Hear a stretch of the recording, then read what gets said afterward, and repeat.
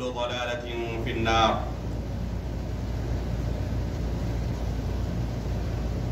محترم حاضرین،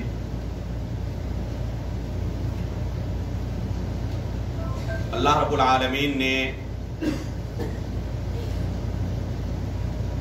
ہم پر بہت ساری چیزیں مسلمان باقی رہنے کے لیے ضروری قرار دی ہیں۔ ایک شخص اگر چاہتا ہے کہ وہ اس دنیا میں مسلمان بن کر جیے تو اس کے اوپر بہت ساری ذمہ داریاں عائد ہوتی ہیں۔ ان تمام ذمہ داریوں میں سے سب سے اہم ذمہ داری یہ ہے کہ وہ 5 وقتہ نمازوں کی پابندی کرے۔ اگر کوئی بندہ اپنے آپ کو مسلمان کہتا ہے، دعویٰ کرتا ہے کہ میں مسلمان میں سے ہوں، تو اس کے اوپر ضروری ہے کہ وہ 5 وقت کی نمازوں کی پابندی کرے۔ یہ تصور نہیں کیا جا سکتا کہ کوئی شخص اپنے آپ کو مسلمان ہونے کا دعویٰ کرے اور وہ نماز چھوڑنے والا بھی ہو۔ اللہ کے رسول صلی اللہ علیہ وسلم فرماتے ہیں، العہد الذی بیننا وبینہم الصلاۃ فمن ترکها فقد کفر۔ ایسا شخص جو اپنے آپ کو مسلمان ہونے کا دعویٰ کرے اور وہ نماز چھوڑنے والا بھی ہو، یہ ممکن نہیں ہے۔ العہد الذی بیننا وبینہم الصلاۃ، ہمارے درمیان اور ان کے درمیان یعنی کفار و مشرکین کے درمیان فرق کرنے والی چیز جو ہے وہ کیا ہے؟ نماز ہے۔ فمن ترکها فقد کفر، جس نے اس نماز کو چھوڑ دیا تو وہ شخص دائرہ اسلام سے خارج ہو گیا، وہ شخص کافر ہو گیا۔ اس لیے یہ ممکن ہی نہیں کہ کوئی شخص اپنے آپ کو مسلمان ہونے کا دعویٰ کرے اور وہ تارک صلاۃ بھی ہو، وہ نماز چھوڑنے والا بھی ہو۔ عمر فاروق رضی اللہ تعالیٰ عنہ کی زندگی کا آخری وقت یاد کریں۔ آپ دوسرے خلیفہ ہیں، ان کو شہید محراب کہا جاتا ہے۔ محراب کے اندر شہید ہونے والے، اس لیے کہا جاتا ہے محراب کے اندر شہید ہونے والے، فجر کی نماز کے اندر کھڑے تھے اور ایک دشمن ابو لؤلؤ فیروز جو کہ مجوسی تھا، اس نے گھات لگا کر آپ کو نیزہ مارا، آپ نماز جاری نہ رکھ سکے، جسم سے خون بہنے لگا، پھر آپ کو گھر پہنچایا گیا۔ بے ہوشی کی حالت طاری تھی۔ جب ہوش آیا تو سب سے پہلے نماز کے بارے میں پوچھتے ہیں، کیا لوگوں نے نماز پڑھ لی؟ کہا گیا کہ ہاں لوگوں نے نماز پڑھ لی ہے۔ پھر آپ نے وضو کے لیے پانی منگایا، اس حالت میں آپ نے وضو کی اور پھر جو نماز باقی رہ گئی تھی اس نماز کو ادا کیا۔ مسور بن مخرمہ رضی اللہ تعالیٰ عنہ فرماتے ہیں کہ فجر کی نماز کے لیے اس کے بعد والے دن میں آپ کو جگانے کے لیے گیا کہ فجر کی نماز کا وقت ہو گیا ہے۔ اس حالت میں جسم سے خون کا نکلنا جاری ہے اور اسی زخم کی وجہ سے آپ کی وفات بھی ہو جاتی ہے، اس حالت میں بھی آپ کیا فرماتے ہیں؟ نعم لا حظ فی الاسلام لمن ترک الصلاۃ، اس حالت میں بھی میں نماز کے لیے ضرور جاؤں گا کیونکہ اس شخص کا اسلام کے اندر ذرہ برابر کوئی حصہ باقی نہیں رہتا جو نماز چھوڑ دے۔ اب غور کریں کہ ہم صحت مند ہونے کے باوجود، دنیا کا ہر کام کرنے کے باوجود بھی نمازیں چھوڑتے رہتے ہیں، اور عمر فاروق رضی اللہ تعالیٰ عنہ اس حالت میں بھی کہتے ہیں کہ نعم لا حظ فی الاسلام لمن ترک الصلاۃ، جو شخص نماز چھوڑ دے اسلام کے اندر اس کا کچھ بھی حصہ باقی نہیں رہتا، اس لیے ضرور میں نماز کے لیے جاؤں گا۔ اس لیے میرے بھائیوں، اس نماز کی پابندی کرنا مسلمان باقی رہنے کے لیے انتہائی ضروری ہے۔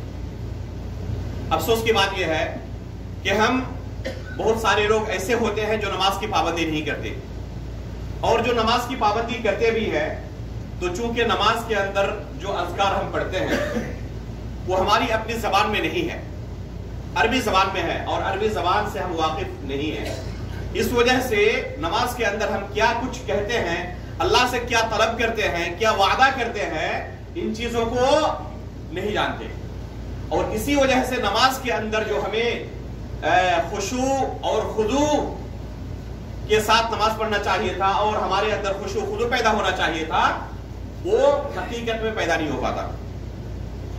آج کے اس خطبے میں مختصراً ذکر کرنے کی کوشش کروں گا کہ جب ہم نماز کے اندر کھڑے ہوتے ہیں تو اللہ رب العالمین سے کیا کچھ سرگوشی کرتے رہتے ہیں. حدیث کے اندر آتا ہے کہ جب بندہ نماز کے اندر داخل ہوتا ہے تو اللہ رب العالمین کے ساتھ سرگوشی کرتا ہے، اللہ کے ساتھ کلام کرتا ہے، اللہ کے سامنے اپنی فریادیں رکھتا ہے، اللہ تعالیٰ کے ساتھ بعض چیزوں کا وعدہ کرتا ہے، اللہ تعالیٰ سے بعض چیزیں طلب کرتا ہے. تو آخر ہم اللہ تعالیٰ کے سامنے جب کھڑے ہوتے ہیں اور نماز کے اندر ان اذکار کو پڑھتے ہیں تو اللہ تعالیٰ سے ہم کیا کہہ رہے ہوتے ہیں.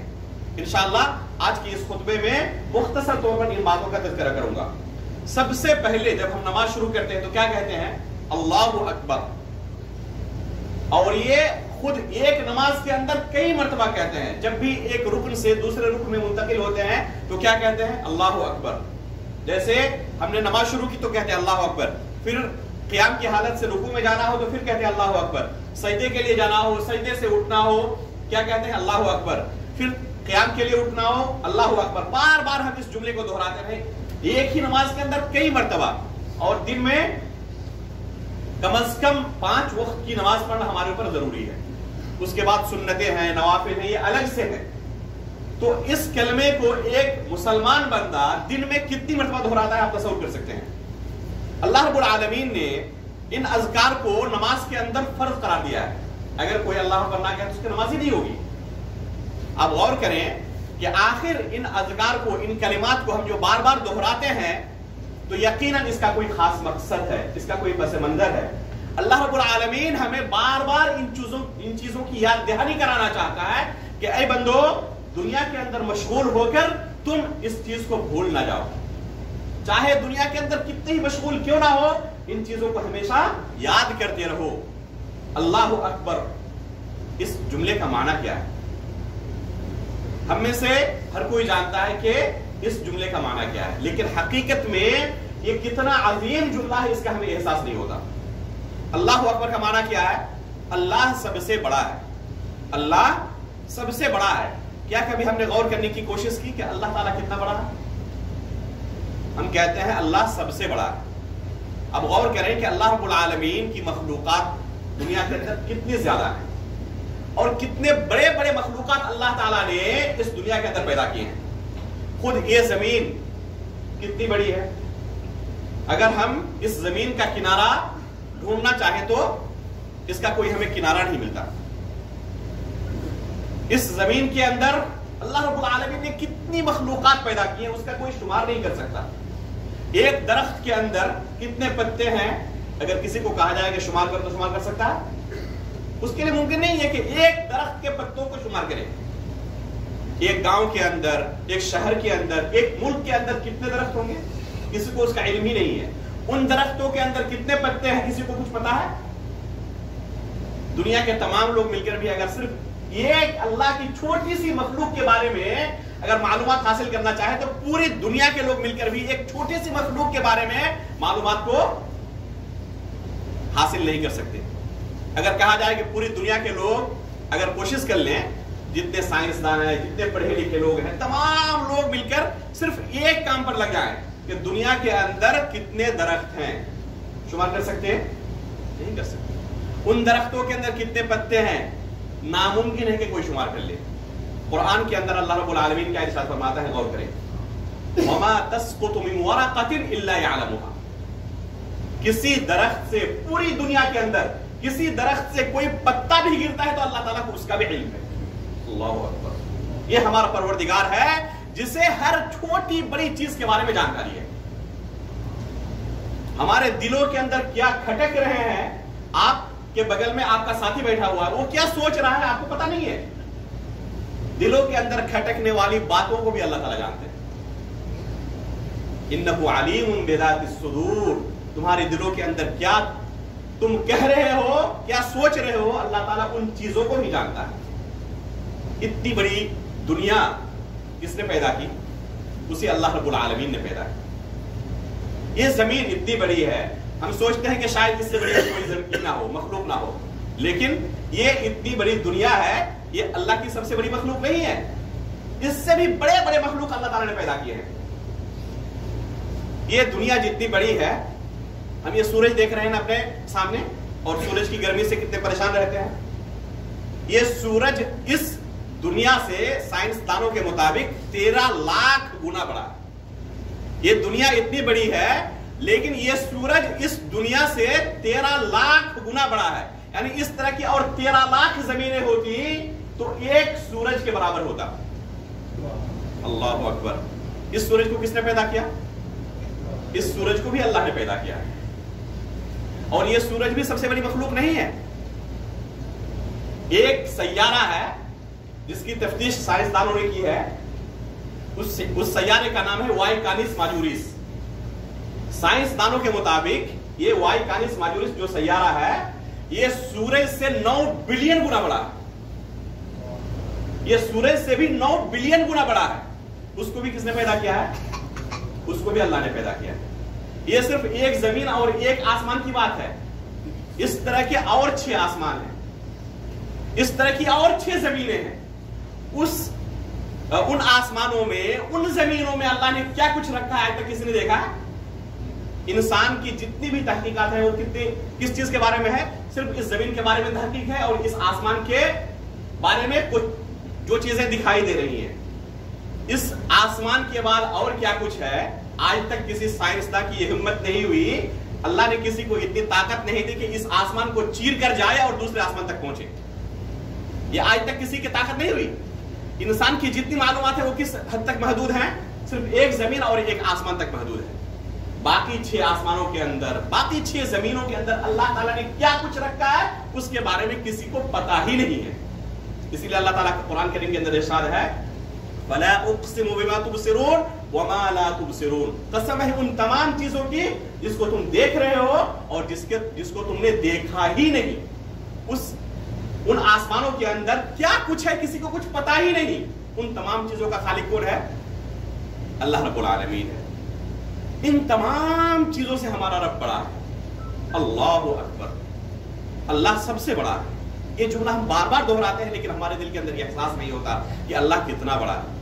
اللہ رب العالمین بار بار اس جملے کو دہرانے کا ہمیں حکم دے رہے ہیں تاکہ اللہ کی کبریائی، اللہ تعالیٰ کی بڑائی ہمارے دل کے اندر ہو، ہم حقیقت میں جانیں کہ ہمارا رب کتنا بڑا ہے، تاکہ اس بڑے رب کو چھوڑ کر کسی چھوٹے کے پاس نہ جائیں اور اپنی مرادیں، اپنی فریادیں کسی دوسرے کے سامنے نہ رکھیں۔ جو رب اتنا بڑا ہے، جو پوری دنیا کو چلا رہا ہے، ہم مصیبت کے وقت اسی رب کو بھول جاتے ہیں، اور جو خود محتاج ہے، جو خود کمزور ہے، اس بڑی کائنات کا ایک چھوٹا سا حصہ ہے وہ، ہم مصیبت کے وقت اس کمزور اور اس عاجز اور اس مجبور کے سامنے اپنی فریاد رکھتے ہیں، اور اس سے ہم اپنی مرادیں پوری کرنے کی کوشش کرتے ہیں۔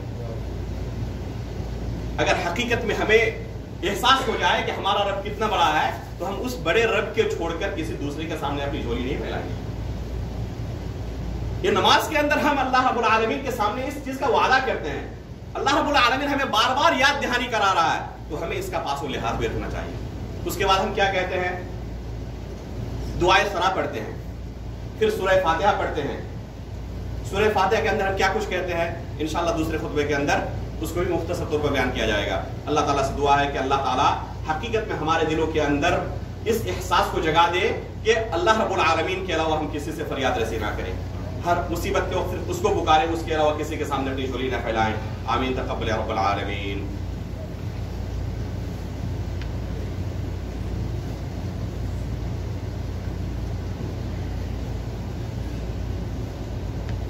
نحمدہ و نصلی علی رسولہ الکریم، اما بعد۔ میرے بھائیوں، اس کے بعد ہم ہر نماز کے اندر سورہ فاتحہ کا ورد کرتے ہیں، ہر نماز کے اندر سورہ فاتحہ پڑھتے ہیں، بلکہ اللہ کے رسول صلی اللہ علیہ وسلم فرماتے ہیں کہ سورہ فاتحہ کے بغیر نماز ہوتی ہی نہیں۔ لا صلاۃ لمن لم یقرأ بفاتحۃ الکتاب، اگر کوئی بندہ سورہ فاتحہ نہیں پڑھتا تو اس کی نماز ہی نہیں ہوتی۔ اس سورہ فاتحہ کو ہم بار بار دہراتے ہیں ہر نماز کے اندر۔ ظہر کی نماز ہم پڑھیں، جمعہ کی نماز پڑھیں، عصر کی نماز پڑھیں، ایک ہی نماز کے اندر 2 مرتبہ، 3 مرتبہ، 4 مرتبہ اس سورہ کو دہراتے ہیں۔ 5 वक्त की नमाजों के अंदर तकरीबन 17 मरतबा इस सूरह फातिहा को हम दोहराते हैं। कोई मुसलमान ऐसा नहीं होगा जिसको सूरह फातिहा याद ना हो, बल्कि किसी शख्स के मुसलमान होने का तस्वुर ही नहीं किया जा सकता जिसको सूरह फातिहा ना याद हो। इसलिए कि बगैर नमाज पढ़े कोई मुसलमान नहीं बाकी रह सकता, और नमाज सूरह फातिहा के बगैर नहीं होती। इसलिए किसी मुसलमान का सूरह फातिहा का जानकार ना हो, सूरह फातिहा उसको याद ना हो, ये मुमकिन ही नहीं है। इस सूरह फातिहा को हम बार बार दोहराते हैं। इसके अंदर क्या कुछ कहते हैं?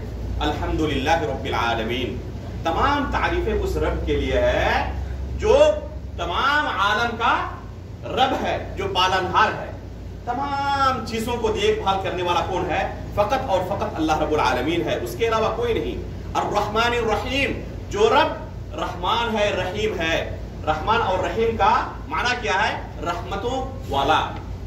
अल्लाह रब्बुल आलमीन की रहमत अगर बंदा देखना चाहे तो बेशुमार चीजों के अंदर उसका नमूना देख सकता है। एक छोटी सी मिसाल मैं आपको पेश करता हूं अल्लाह रब्बुल आलमीन की रहमत की। अल्लाह के रसूल सल्लल्लाहु अलैहि वसल्लम फरमाते हैं कि जब बंदा किसी नेकी का इरादा करता है, सिर्फ इरादा किया, अभी नेकी की नहीं उसने, तो उसके खाते में 1 नेकी लिख दी जाती है।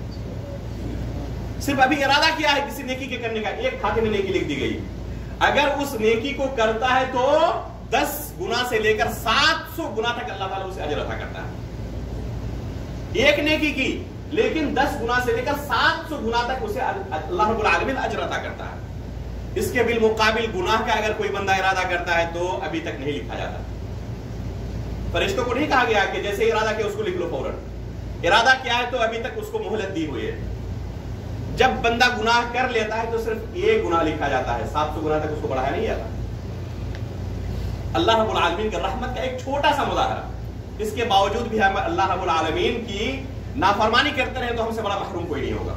अर्रहमानिर रहीम, जो अल्लाह रहमतों वाला है। मालिक यौमिद्दीन, जो क़यामत के दिन का मालिक है। क़यामत के दिन हम सबको उठना है। ये अल्लाह रब्बुल आलमीन के सामने हम बार बार इस चीज को दोहरा रहे हैं, तो हमारे दिल के अंदर उसका एहसास होना चाहिए कि ये दुनिया ही आखिरी चीज नहीं है। हम मरने वाले हैं, अल्लाह के सामने पेश होने वाले हैं, उसके सामने उठाए जाने वाले हैं, उसके सामने अपने अमाल का हिसाब हमें देना है। मालिक यौमिद्दीन, क़यामत के दिन का मालिक है। इय्याका नअबुदु व इय्याका नस्तईन, बहुत अहम जुमला है ये जुमला, इय्याका नअबुदु व इय्याका नस्तईन। बल्कि अगर कहा जाए कि कुरान की सबसे अजीम आयत यह है तो बेजाना होगा। बल्कि बाद उलमा ने कहा है कि दुनिया की जितनी किताबें, आसमानी किताबें अल्लाह ने नाजिल की हैं, उन तमाम किताबों का खुलासा कुरान करीम के अंदर मौजूद है। और पूरे कुरान का खुलासा सूरह फातिहा के अंदर मौजूद है। और सूरह फातिहा का खुलासा इस आयत के अंदर इय्याका नअबुदु व इय्याका नस्तईन के अंदर मौजूद है। अल्लाहु अकबर। क्या माना है इसका? ऐ अल्लाह, हम तेरी ही इबादत करते हैं और तुझ ही से मदद मांगते हैं। हम अल्लाह ताला के साथ ये वादा करते हैं, ऐ अल्लाह, हम तेरी ही इबादत करते हैं और तुझ ही से मदद मांगते हैं। ये वादा करने के बाद भी अगर कोई बंदा अल्लाह के सिवा किसी दूसरे की इबादत करे तो अपने वादे में झूठा या नहीं है? वो नमाज के अंदर भी वादा करके गया कि अल्लाह, हम तेरी ही इबादत करते हैं और तुझ ही से मदद मांगते हैं। लेकिन जब भी किसी मुसीबत के अंदर मुब्तला हुआ, किसी बाबा के दरबार में पहुंच गया, किसी पीर और फकीर के दरबार में पहुंच गया, औलाद नहीं हो रही है तो किसी बाबा के पास जाकर उससे औलादे मांग रहा है। अपनी इस वादे के अंदर वो बंदा सच्चा है या झूठा है? वो बंदा झूठा है। कह रहा है कि अल्लाह, हम तेरी ही इबादत करते तो तुझी से मदद मांगते हैं, लेकिन जब भी जरूरत पड़ती है अल्लाह के सिवा दूसरों की इबादत करता है। मुसीबत के वक्त मुब्तला होता है तो अल्लाह को छोड़कर किसी दूसरे से मदद मांगता है। बहुत अहम जुमला है कि हम ये वादा कर रहे हैं तो इसका पासो लिहाज भी रखें। अल्लाह के अलावा किसी की इबादत ना करें। मुसीबत के वक्त अल्लाह ताला के सिवा किसी को ना पुकारें। मदद मांगनी हो तो सिर्फ अल्लाह ताला से मदद मांगे। इय्याका नअबुदु व इय्याका नस्तईन, इहदिनस सिरातल मुस्तकीम, सिरातल लज़ीना अनअमता अलैहिम, गैरिल मग़दूबि अलैहिम वलद्दालिन। अल्लाह में सीधा रास्ता दिखा, सिरात मुस्तकीम की हिदायत दे, क्योंकि हिदायत सिर्फ अल्लाह के हाथ में है। अल्लाह के सिवा कोई हमें हिदायत नहीं दे सकता। सिरात मुस्तकीम क्या है? आगे की आयत में अल्लाह ने बयान किया, गैरिल मग़दूबि अलैहिम वलद्दालिन, वो सिरात मुस्तकीम जिस पर तूने इनाम किया है, जो मग़ज़ूब अलैहिम का, जिन पर अल्लाह का गज़ब नाज़िल हुआ, उनका रास्ता नहीं, या जो गुमराह लोग हैं उनका रास्ता नहीं।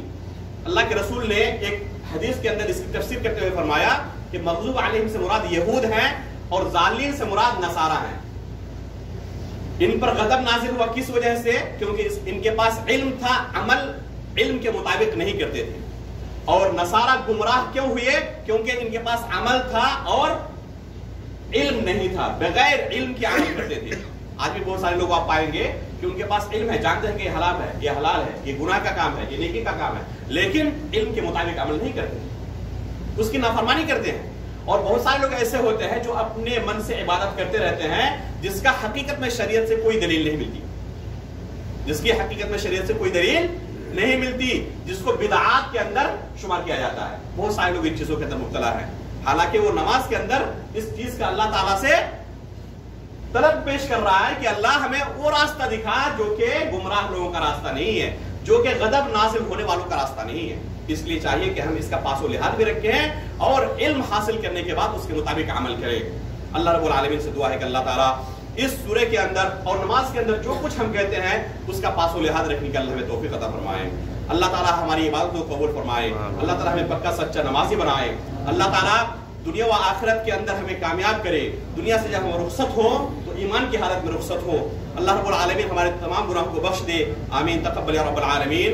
وصلی اللہ علی نبینا محمد، اللہم صلی علی محمد وعلی آل محمد کما صلیت علی ابراہیم وعلی آل ابراہیم انک حمید مجید، اللہم بارک علی محمد وعلی آل محمد کما بارکت علی ابراہیم وعلی آل ابراہیم انک حمید مجید۔ سبحان ربک رب العزة عما یصفون وسلام علی المرسلین والحمد للہ رب العالمین۔